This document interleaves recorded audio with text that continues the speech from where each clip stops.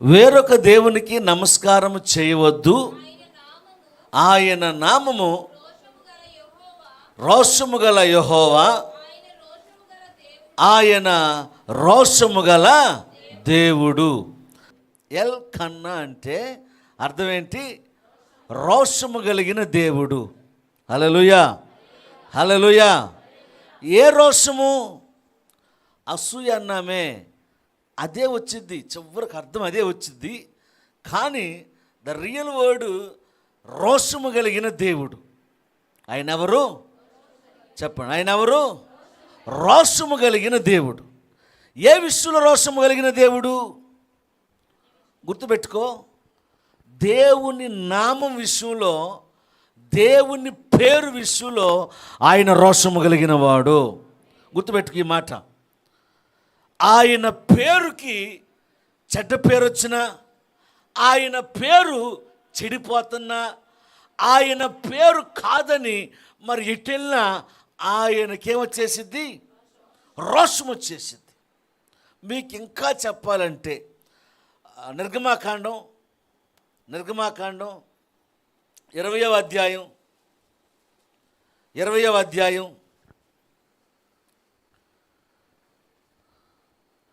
వచనం.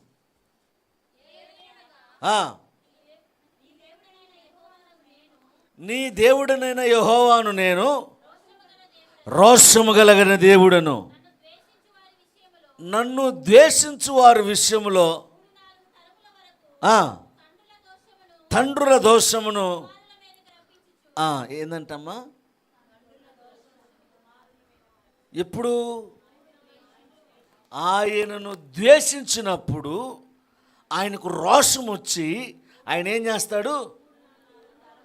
తండ్రుల దోషాన్ని 3-4 తరాల వరకు ఆ దోషాన్ని పంపిస్తాడు. కుమారుల మీద, కుమార్తెల మీదకి పంపిస్తాడు. ఒకవేళ ఆయన్ను ప్రేమిస్తే, చదువు అక్కడే ఉంటుంది, నన్ను ప్రేమించి నా ఆజ్ఞలను గైకొను వారిని 1000 తరముల వరకు, హల్లెలూయా, హల్లెలూయా, హల్లెలూయా, ఆ నామాన్ని ద్వేషిస్తే 3-4 తరాలు ఆయన ఏం చేస్తాడు? కుమారుల మీదకు పంపిస్తాడు. ఆ నామాన్ని ప్రేమిస్తే ఏం చేస్తాడు? 1000 తరముల వరకు. ఆమేన్, హల్లెలూయా, హల్లెలూయా, హల్లెలూయా. ఒక మాట ధైర్యంగా చెప్పగలను, ఏంటంటే మీకు తెలిసిన, మీరు చూసిన, బాగా అన్ని విషయాల్లో సుఖముగా సౌఖ్యముగా ఉన్నవారు ఎవరైతే ఉన్నారో వారి చరిత్ర తెలుసుకోండి. ఖచ్చితంగా ఎవరో ఒకరు వారి వంశంలో దేవుణ్ణి ఆరాధించే ఉంటారు. వాళ్ళు ఆరాధించకపోవచ్చు, వాళ్ళు పూర్వీకులు ఎవరో వాళ్ళు ఆరాధించుంటారు. ఆ దీవెన వారి తరముల వరకు వస్తుంది. ఆయనను కాకుండా మీకు ఇంకో మాట చెప్పిన, యెషయా గ్రంథం 48వ అధ్యాయం, యెషయా గ్రంథం 48వ అధ్యాయం 11వ వచనం.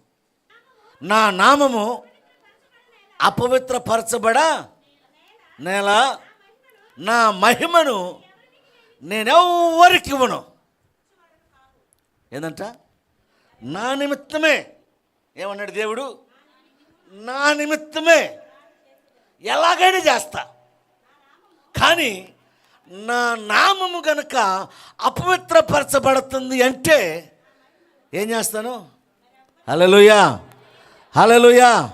నా మహిమను నేనెవ్వరికి ఇచ్చువాడను కాను. నాకు చెందవలసిన మహిమ ఆ రోజు నువ్వు వచ్చి ఆరాధన చేసి, ఆ టైంలో నువ్వు వచ్చి ప్రార్థన చేసి దేవుణ్ణి మహిమపరచవలసిన సమయం ఎవరు తీసుకెళ్ళిపోతున్నారు? దేవుడికి కాకుండా ఏ మనిషికి నువ్వు విలువిచ్చినా, దేవుడి కంటే ఎక్కువగా ఏ వస్తువుకి నువ్వు విలువిచ్చినా, నువ్వు ఏ వివాహానికి దానికి విలువిచ్చినా, ఏ పండక్కైనా, ఏ ఫంక్షన్కైనా, ఏ వస్తువుకైనా నువ్వు విలువిస్తే ఖచ్చితంగా చెబుతున్నాను, అక్కడ ఏదో ఒకటి జరిగింది. ఆ మాట నా నోటుకుంటే పలకూడదు కాబట్టి గుర్తుపెట్టుకో, నాకు చెందవలసిన మహిమను నేను వేరే వాళ్ళకి ఖచ్చితంగా ఇవ్వను. 2 రాజులు రాసిన గ్రంథం 1వ అధ్యాయం తీసారా? 1వ అధ్యాయం 1 నుంచి, ఆహాబు మరణమైన తరువాత తిరుగుబడిరి అహజ్యా షోమ్రోనులోనున్న మేడగది కిటికీలో నుండి కిందపడి రోగి ఆయను. వీళ్ళు 2 మనుషులను పిలిపించి, మీరు ఎక్రోను దేవత దగ్గరికి వెళ్ళి, బయల్జెబూబు దగ్గరకు వెళ్ళి, ఈ వ్యాధి పోవునో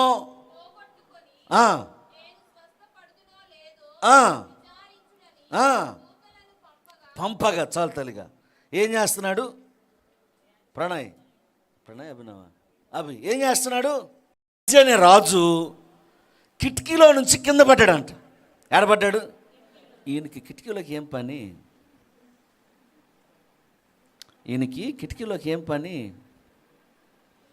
అమ్మా గుర్తుపెట్టుకోండి, మనకి అంటే టైం లేదు, అక్కడక్కడ మాట్లాడతాను. నువ్వు రోగి అయ్యావంటే ఖచ్చితంగా నువ్వు కిటికీలోకి వచ్చి పడ్డావు. తలుపులోంచి పడితే వేరు కదా. హల్లెలూయా. కిటికీలో నుంచి పడి ఒక ఆయన చచ్చిపోయాడు. ఆయన పేరు కొత్త నిబంధనలో ఐతుకు. పౌలు గారు బాగా ప్రసంగం చేస్తూ ఉంటే, రాత్రంతా విస్తారముగా ఆత్మతో బోధిస్తూ ఉంటే, ఈ ఐతుకు అనే ఆయన ఏం చేశాడు? కిటికీలో కూర్చున్నాడు. కిటికీలో కూర్చుని ఏం చేస్తున్నాడు? నిద్రపోతున్నాడు, ఊగుతున్నాడు. ఎందుకు కిటికీలో కూర్చున్నాడు? మిగిలిన కింద కూర్చోవచ్చుగా తల్లిగా. సగం బయట, సగం లోపల. ఈయన జీవితం ఏంటి? నువ్వు సగం బయట, సగం లోపల ఉన్నావు అనుకో, ఏమవుతావు? కిటికీలో ఉండబాక. ఈ రాజు కిటికీలో నుంచి కింద పడాడంట. ఎందుకని? సగం బయట, ఆ పడవ మీద ఒక కాలు, ఈ పడవ మీద ఒక కాలు. పడింది గాక, రోగి అయ్యింది గాక, ఆయన అంటున్నాడు, ఎక్రోను దగ్గరికి వెళ్ళి బయల్జెబూబు దగ్గర విచారణ చేస్తారండి. మన భాషలో చెప్పాలంటే సోది చెప్పించుకురండి. ఏం చెప్పాలి?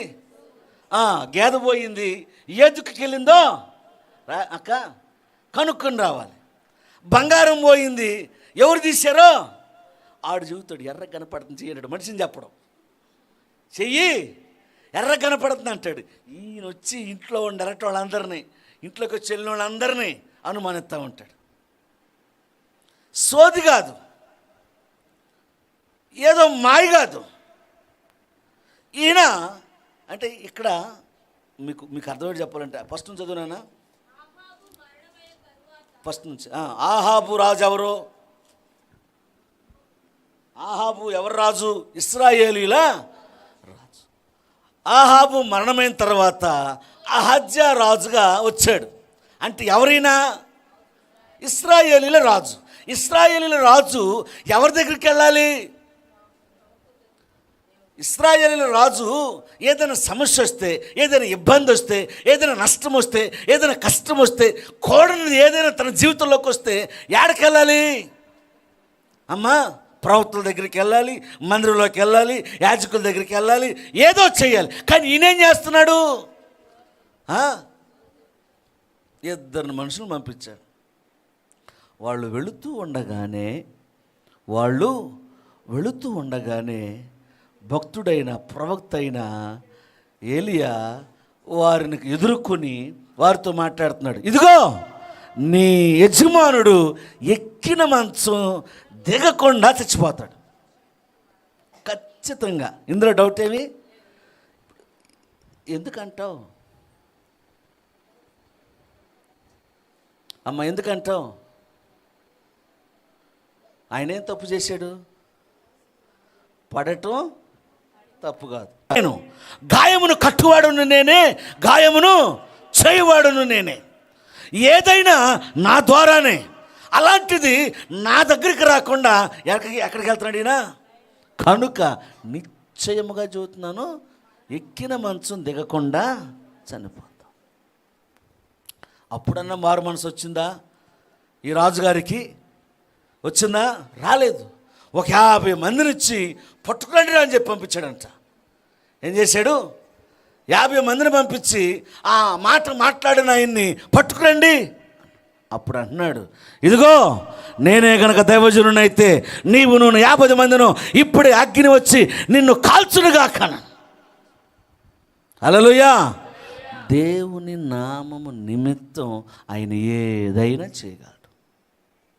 హల్లెలూయా, హల్లెలూయా. మనం అనుకుంటాం మన భక్తి, మనకున్న ఆ తలాంతులు, మనకున్న ప్రతి దానిని ఇది మనం సొంతగా సంపాదించుకున్నాం, ఇది మన స్వాస్థ్యం, ఇది మన కష్టార్జితం, చెమటోర్చం, పస్తులున్నాం, ఏదో చేసి దీన్ని సంపాదించుకున్నాం అనుకుంటాం.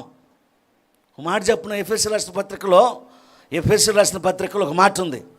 2వ అధ్యాయం, ఎఫెసీయులకు రాసిన పత్రిక 2వ అధ్యాయం 7 నుంచి, క్రీస్తు యేసునందు ఆయనతో కూడా లేపి కూర్చుండబెట్టెను. మీరు విశ్వాసము ద్వారా కృపచేతనే రక్షింపబడి ఉన్నారు. అమ్మమ్మ మరొకసారి చదువునానా? ఇది మీ వలన కలిగినది కాదు. ఆమేన్, హల్లెలూయా. మనం ఏమై ఉన్నామో అది దేవుడిచ్చిన వరం. హల్లెలూయా. మంచిగా బైబిల్ చదువుతున్నావా? దేవుడిచ్చిన కృప. మంచిగా ప్రార్థన చేస్తున్నావా? దేవుడిచ్చిన కృప. మంచిగా పాటలు పాడుతున్నావా? దేవుడిచ్చిన కృప. మంచిగా ఆరాధన చేస్తున్నావా? దేవుడిచ్చిన కృప. మంచిగా ప్రవచనం చదువుతున్నావా? దేవుడిచ్చిన కృప. మంచిగా దర్శనం చూస్తున్నావా? దేవుడిచ్చిన. ఏది నువ్వు కలిగి ఉన్నావో, నీ గృహము కానీ, నీ బిడ్డలు కానీ, నీ భార్య కానీ, నీ ఉద్యోగం కానీ, నీ ధనము కానీ, నీ ఆరోగ్యము కానీ, నీ వస్త్రము, ఏదైతే నువ్వు కలిగి ఉన్నావో అది ఆయన ఇచ్చిన వరము. అంతకుమించి ఏమి మన సొంతగా మన పడిపోయిన చేయిని పైకి కూడా లేపలేం. మన చేతిని కదా, ఈ చెయ్యి కదలాలన్నా కానీ ఆయన పర్మిషన్ రావాలి. హల్లెలూయా, హల్లెలూయా, హల్లెలూయా, హల్లెలూయా. ఆయన మాటే నిన్ను బ్రతికించుద్ది. ఆయన మాటే నిన్ను సజీవునిగా చేసిద్ది. ఆ రోజు పోయిన ఆదివారం ఆమెను ఏం చేశారంట? చుట్టేసి పక్కన పడేశారు. ఏం చేశారు? దేవుడు అన్నాడు బ్రతుకు అన్నాడు. దేవుడు ఏమన్నాడు? హల్లెలూయా. దేవుడు నీతో మాట్లాడునుగాక, దేవుడు నీ కుటుంబంతో మాట్లాడునుగాక, ఎండిపోయిన ప్రతి మొద్దు చిగురు వేయునుగాక. ఆమేన్.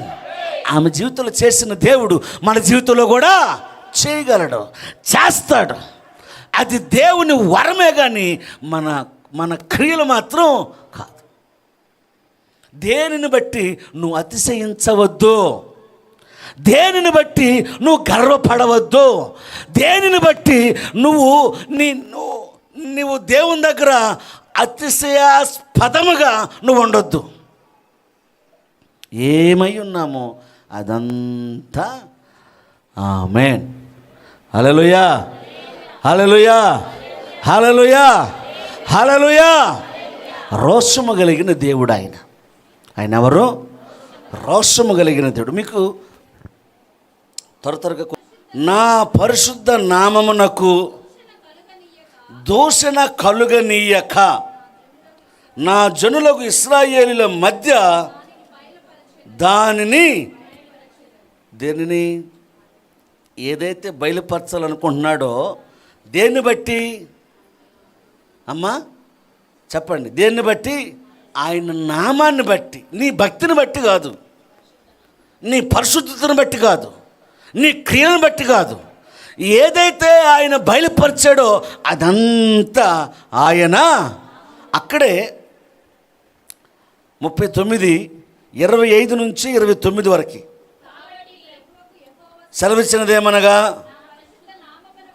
నా పరిశుద్ధ నామమును బట్టి రోషము కలిగిన వాడనై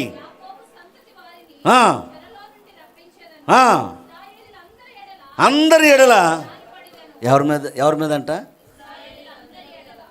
ఎవరిని బట్టి? ఆయన నామాన్ని బట్టి. దేవుడు నీ మీద జాలిపడునుగాక. దేవుడు నీ మీద జాలిపడునుగాక. దేవుడు నీ మీద జాలిపడునుగాక. ఆయనను నమ్ముకున్న నీవు ఆయనను ఆశ్రయించు. 91 కీర్తన 14.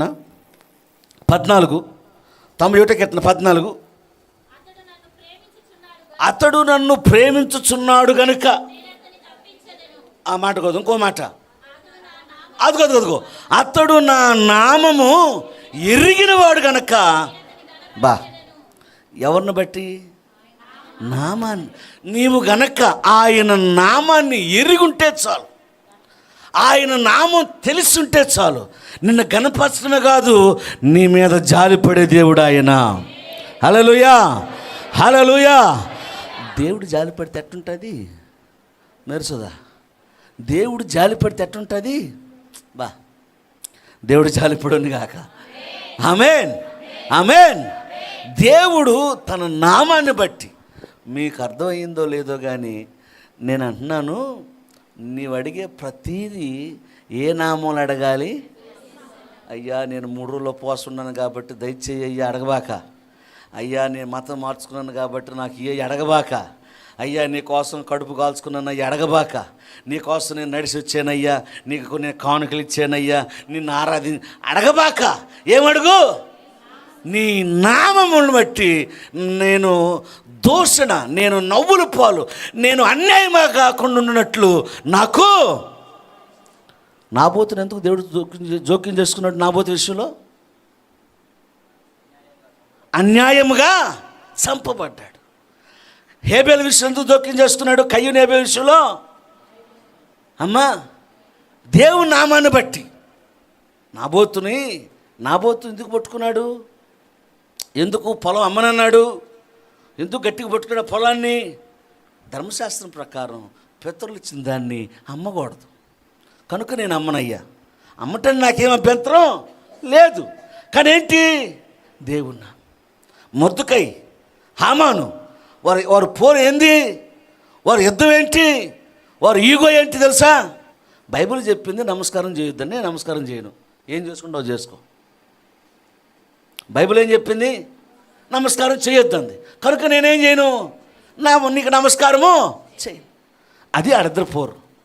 దేవుని కోసం వాళ్ళు నిలబడ్డారు, దేవుడు వాళ్ళ కోసం నిలబడ్డాడు. హల్లెలూయా. షడ్రకు, మేషకు, అబేద్నెగోలు ఏంటి వాళ్ళ పోరు? దేవునికి తప్ప మరెవరికి మొక్కం. నువ్వు మొక్కాల్సిందే, నేను మొక్కను. నువ్వు మొక్కాల్సిందే, నేను మొక్కను. చంపటానికి రెడీ అయ్యా, నువ్వు చంపినా నేను మొక్కను. నేను ఆరాధించే దేవుడు ఈ అగ్నిగుండముల నుండి సహా విడిపించడానికి సమర్థుడాయనా. హల్లెలూయా. ఆయన నామాన్ని బట్టి రోషము కలిగిన దేవుడు నీ మీద జాలిపడునుగాక. ఆమేన్. హల్లెలూయా. అయ్యా కుక్కననుకో, నన్ను స్వస్థపరచయ్యా. కుక్కనే వెంటబడిందా? ఆ తల్లి వెంటబడిందా లేదా? అడిగి అడిగి అడిగి అడిగి అడిగి ఆయన అనుకున్నాడు, నా నామాన్ని ఎంతగా బ్రతులాడుతుంది కనుక ఆమెను బట్టి కాదు, ఆమె ఎందున్న నామము యొక్క విశ్వాసాన్ని బట్టి నేను అద్భుతం చేస్తాను. ఆమేన్. హల్లెలూయా. హల్లెలూయా. హల్లెలూయా. అన్ని నామాల కన్నా ఆ నామము పైనున్న నామం నీ మీద జాలి పడును గాక.